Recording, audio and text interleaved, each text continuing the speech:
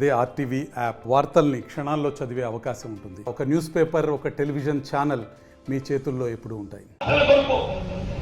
నదీ జలాలు సాధించుకోవడానికి చెప్పంటున్నా ఆ ప్రాణైతే నదీ జలాలైతే తుమ్మడి బ్యాలెన్స్ నిర్మాణం చేసి ఎల్లపల్లి వరకు నీటి తరలింపు చేసే విధంగా కృష్ణ నదీ జలాలలో హక్కును కూడా సాధించుకోవడానికి కొరకు అవసరం వస్తే సీమాంతతోనే కాదు కేంద్రాన్ని కూడా ఒప్పించే విధంగా ఉద్యమించడానికి కాంగ్రెస్ పార్టీ సిద్ధంగా యువతిని ఏదైతుందో చైర్పర్సన్ కూర్చుని పెట్టే విధంగా చట్టాన్ని మార్పు చేసినా చెప్పంటున్నా.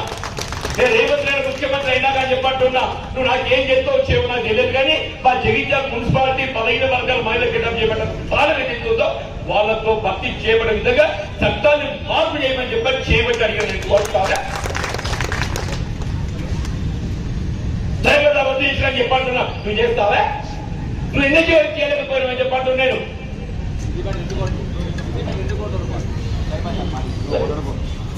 ఇంత గొప్ప చెప్పిన సిరిసిల్ల కేటీఆర్ నా మున్సిపాలిటీ ఏం చేసేవాడిని మున్సిపాలిటీగా ఇదే బేసికల్ ఛాలెంజ్ ఇస్తున్నా.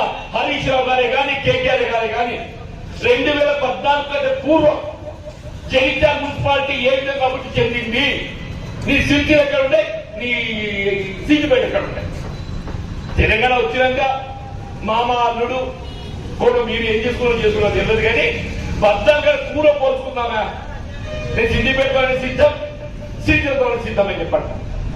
పట్టణాభివృద్ధి కానీ విద్యా వైద్యం కానీ ఉపాధి రంగం కానీ ఏ రకమే కానీ చెప్పండి. నేను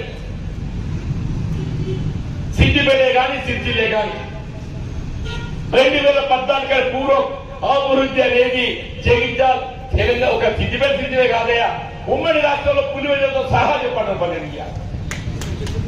సంకల్పం కావాలి. ఇవాళ ఏదైతే నేను ఏ హోదాలు ప్రధానం కాదా, నాకు ఏ హోదా ఉన్నా లేకున్నా వచ్చినా రాకున్నా రాష్ట్రంలో కాంగ్రెస్ అధికారానికి వచ్చింది కాబట్టి జగిత్యాల పట్టణం ఏదైతుందో తెలంగాణ రాష్ట్రంలోనే అగ్రస్థానం నిలిపే ఒక బాధ్యత నాది అని చెప్పండి. అనంతరం ఒక పర్యాటక ప్రాంతంగా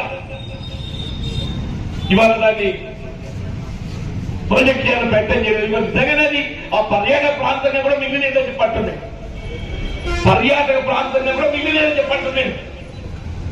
రాష్ట్రం ఏదైతుందో 1,20,000 కోట్ల అప్పు చవిచూడాల్సి వచ్చిందని చెప్పండి. కృష్ణా నది జలాలలో ఏదైతుందో మన రవితాదేవుడు ఒక కోట నదీ ప్రవాహం ఏదైతుందో పాలే క్యాచ్మెంట్ ఏరియా 2 బాలు మన తెలంగాణలో ఉంటే ఒక పాలు ఏదైతుందో సీమాంధ్రంలోనే క్యాచ్మెంట్ ఏరియాకి అనుగుణంగా నీరు కేటాయింపుంటుంది. అంటే 200 టీఎంసీ నీళ్లలో మన 2 బాలు వచ్చి ఒక పాలు సీమాంధ్రం పోవాలి. అంటే దాదాపు 500 పైచిలు టీఎంసీ నీళ్లు మనకు వచ్చి 300 టీఎంసీ నీరు ఆంధ్ర పోవాల్సింది. 500 టీఎంసీ నీళ్లు సీమాంధ్రం వేనే, 300 టీఎంసీ నీళ్లు మనకు వచ్చినాయి. దొరగా చేసిన ఇది మన లాభం చెప్పండి. ఇక్కడ ప్రాణహిత నదీ జలాలు మేడిగడ్డ కొట్టుకపోయి ఏదైతుందో పరుగు తీసింది. అక్కడ కృష్ణ నదీ జలాలు ఏదైతుందో జగన్మోహన్ రెడ్డితోని మరి మైత్రి బంధంతో కమిషనర్ కక్కుర్తితో ఏదైతుందో రాయలసీమ లిఫ్ట్ ఇరిగేషన్ ప్రాజెక్ట్ ద్వారా రోజుకు 8 టీఎంసీ నీరుని ఎత్తిపోసే విధంగా, రోజుకి 8 టీఎంసీ నీరు ఎత్తిపోస్తే నీ నాగరి సాగర్ మట్టిపోతే అందులో ఏమి నీరు ఉన్నది ఆయన అని చెప్పండి. ఇలా దేవుడు నిజంగా మనకు దేవుడి మనం ఒక్కాలని చెప్పండి.